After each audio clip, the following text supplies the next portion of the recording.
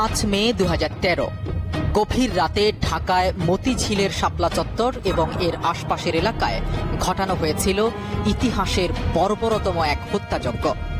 রাতের অন্ধকারে পুরো এলাকাকে বিদ্যুৎ বিচ্ছিন্ন করে ভারী অস্ত্রশস্ত্র ও সাজোয়া গাড়ির পহর নিয়ে হাজার হাজার নিরীহ মানুষের ওপর চালানো হয় অপারেশন সিকিউর শাপলা। সেই ঘুটঘুটে অন্ধকার রাতে মানুষের আর্তচিৎকারে ভারী হয়ে ওঠে আশপাশ। রক্তে পিচ্ছিল হয়ে যায় ঢাকার রাজপথ। 13 দফা দাবি আদায়ে 2013 সালের 5 মে দিনভর বিক্ষোভ সমাবেশ করে হেফাজতে ইসলাম। এরপর মাঝ রাতে ক্লান্ত শরীর নিয়ে কওমি মাদ্রাসার শিক্ষক শিক্ষার্থী সহ কয়েক লাখ মানুষ মতিঝিল এলাকায় ঘুমিয়ে পড়েন। অল্প কিছু মানুষ মশগুল ছিলেন ইবাদত বন্দেগীতে। ওই সময় প্রধানমন্ত্রী শেখ হাসিনার নির্দেশে 10,000-এরও বেশি পুলিশ, র্যাব, বিজিবি ও অন্যান্য সংস্থার সদস্যরা হিংস্র হায়েনার মতো ঝাঁপিয়ে পড়ে ঘুমন্ত মানুষের ওপর। বৃষ্টির মতো চলে গুলিবর্ষণ, সঙ্গে ব্রাশফায়ার, গ্রেনেড, টিয়ারশেল আর সাউন্ড গ্রেনেড তো আছেই। নিস্তব্ধ মতিঝিলে যেন হঠাৎ করেই নেমে আসে কেয়ামত। ইতিহাসের বর্বরতম এই হত্যাকাণ্ডের মাস্টারমাইন্ড ছিলেন পরবর্তীতে বহুল আলোচিত বেনজির আহমেদ ও জিয়াউল আহসান। সে সময় ঢাকা মেট্রোপলিটন পুলিশ বা ডিএমপির কমিশনার ছিলেন বেনজির এবং র্যাবের গোয়েন্দা শাখার পরিচালক হিসেবে দায়িত্ব পালন করছিলেন জিয়াউল।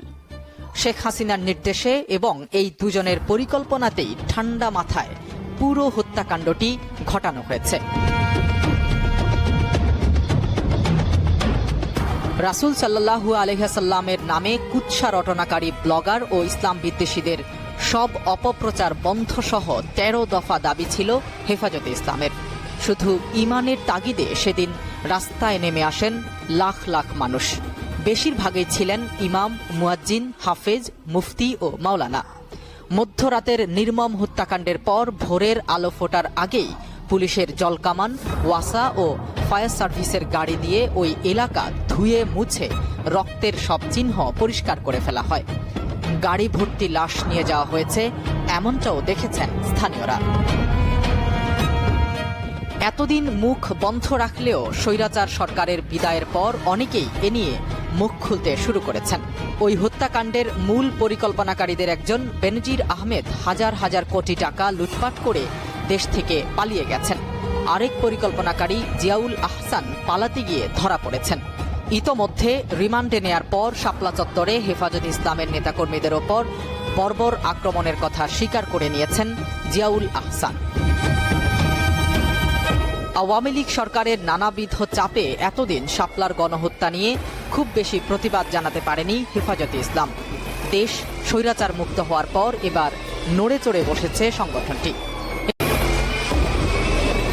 আওয়ামী লীগ সরকারের গত 1.5 দশকে বিরোধী দল ও মতকে দমনের ক্ষেত্রে সবচেয়ে বেশি ভূমিকা রেখেছেন র্যাবের সাবেক প্রধান বেনজির আহমেদ। অন্যদিকে আয়নাঘর তৈরি করে মানুষকে গুম করে রাখা, ফোনে আড়ি পাতা সহ নানা ধরনের মানবতা বিরোধী অপরাধে বারবার উচ্চারিত হয়েছে সাবেক সেনা কর্মকর্তা জিয়াউল আহসানের নাম। এবার মানুষ এই দুই কুশীলবের বিচার দেখতে চায়।